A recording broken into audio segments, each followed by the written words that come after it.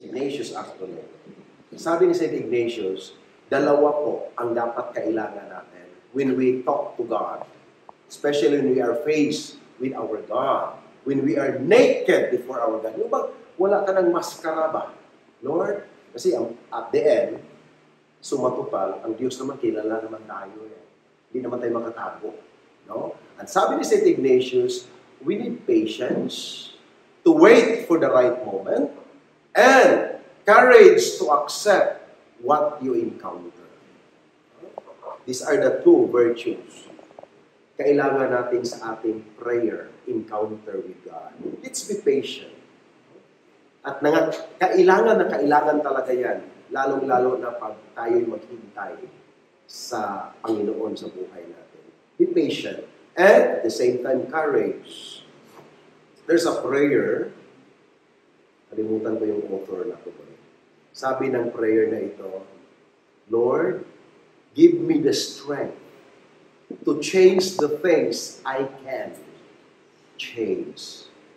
Courage to accept things that I cannot. And the wisdom to know the difference. Ang ganda ng prayer na yan. Kasi kung titignan natin sa buhay natin, kapatid, may mga bagay-bagay na pwede naman nating baguhin Kailangan na natin yung hiyag. Kailangan natin ng lakas upang mabago natin ang pwedeng baguhin sa buhay natin. Meron naman yung mga bahagi ng buhay natin hindi ko naman natin mabago. Hindi na natin mabago. And the only thing that we can ask the Lord is, Lord, give me the courage to accept the things I cannot change. Hindi po talaga mabago ito. Subiin. Courage. And the last prayer is wisdom. Wisdom to know the difference. So reserve moment for God Himself. Next, purpose. People are like stained glass windows. When the darkness sets in, their true beauty is revealed only if there is light from within. And we need the light of God to enlighten us, to help us to know ourselves better. And what is that purpose that God has entrusted to us. And it is only when we are enlightened by God that we can know that purpose. Sa pagtayog ng kawayan, yumuyok ko ito sa lupang kanyang tinubuan. Isang kasabihan yan na kailangan natin yan sa ating buhay. Na marunong tayong magiging resilient sa buhay. These are just some reminders in order to look into that purpose of God ulit sa buhay natin. I will be talking about this in detail as we move on. You know the unpredictability of life? When you say unpredictable, hindi mo siya matansya. Unpredictable na, hindi mo makikita, hindi mo maalaman kung ano talaga ang pwedeng mangyari. But in spite of the unpredictability of life, there's always a God who guides you from the dark tunnel to the light once again. Iba siyang gumalaw Oo nga, titistingan ka niya, ilagay ka niya sa dilim, ilagay ka niya sa tunnel. Pero later on, mayroong taong dumating dyan na, in a way, mawala ka, makarecover ka dahan-dahan sa kasatalukuyang pinagdaanan mo. That is His way of guiding you. Sometimes He uses individuals, He uses people to bring you out from the tunnel in your life. Because He guides. Next, life is unfair. Kita mo? Life is not just. Oh, Lord. Why is unfair, Lord? But God cares. Malalim niya. Bakit unfair ang buhay?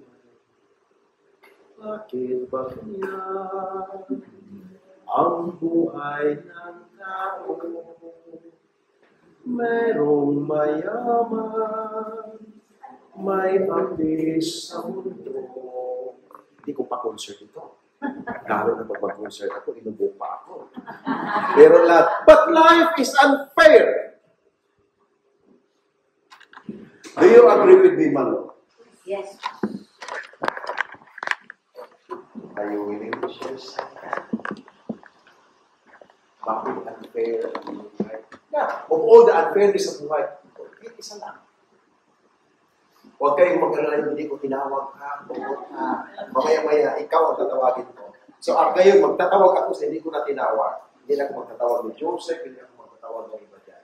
Malo, it's your time. It's a mystery. At ang buhay ng tao ay isang misteryo.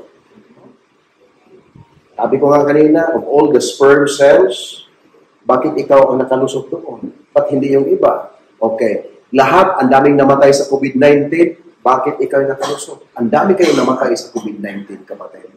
Okay? In my case, we were 14 when we started in Cebu. Alam mo sila naiwan ngayon? Ako lang mag-isa. Ang isa nag-diocese. Ang iba nag-asawa. Ang iba na namatay sa plane crash sa Baguio dati. Classmate ko. Oh. Ako lang mag-iwan ngayon. Sa SBT po. We started 14. At bakit ako? Hindi naman ako pinakamatalino sa klase namin. Hindi naman ako pinakabubuti. Marami doong mga galing sa classmates ko. But hindi sila. Bakit ako? I don't know.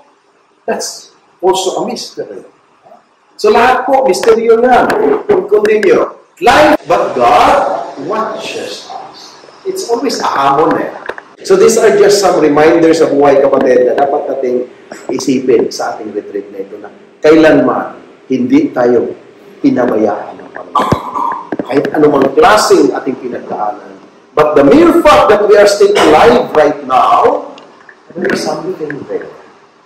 That only God is the reason why we are still alive.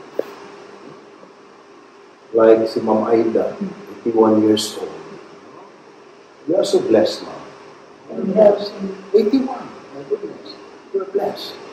Tapos yung 81 years old na